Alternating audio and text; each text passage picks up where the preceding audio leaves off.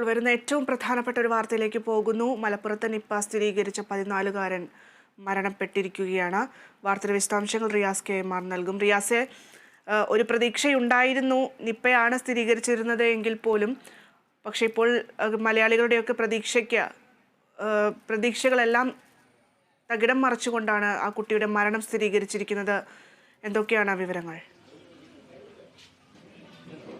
മലപ്പുറം പാണ്ടിക്കാട് ചെമ്പ്രശ്ശേരിയിലെ ആ 14-കാരൻ മരണത്തിന് കീഴടങ്ങിയെന്ന ദുഃഖകരമായ വിവരമാണ് ഈ ഘട്ടത്തിൽ പങ്കുവയ്ക്കേണ്ടി വരുന്നത്.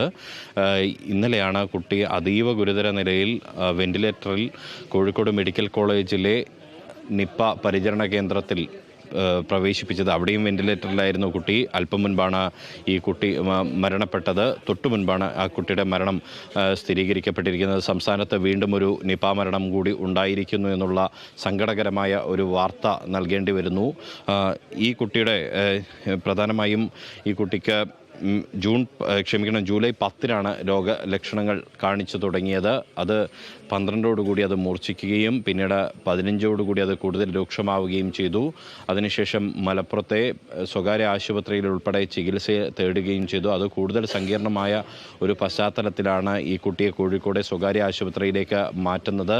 തുടർന്ന് ബുധനാഴ്ച ഒരു സാമ്പിൾ നിപ്പയാണെന്ന സംശയത്തെ തുടർന്ന് ഒരു സാമ്പിൾ പരിശോധനയ്ക്കായി പൂനെയിലെ വൈറോളജി ലാബിലേക്ക് അയച്ചിരുന്നു.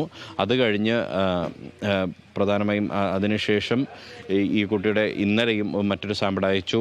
ഒന്ന് കോഴിക്കോട് മെഡിക്കൽ കോളേജിലെ വൈറോളജി ലാബിൽ പരിശോധന നടത്തിയതിൽ നിപ്പ സ്ഥിരീകരിച്ചിരുന്നു. കൊച്ചിയിലെ സ്വകാര്യ ലാബിൽ നടത്തിയ പരിശോധനയിൽ കുട്ടിക്ക് ചെള്ളുപനിയും സ്ഥിരീകരിച്ചിരുന്നു.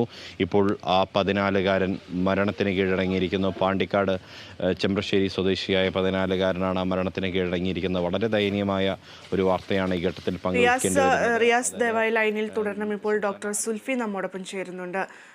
ഡോക്ടർ, ഏറ്റവും വേദനാജനകമായിട്ടുള്ള ഒരു കാര്യമാണ് നമുക്കിപ്പോൾ പുറത്തു വരുന്നത്. അതായത് മലപ്പുറത്ത് ഈ നിപ്പ വൈറസ് സ്ഥിരീകരിച്ച കുട്ടി മരണപ്പെട്ടിരിക്കുന്നു എന്നുള്ളതാണ്.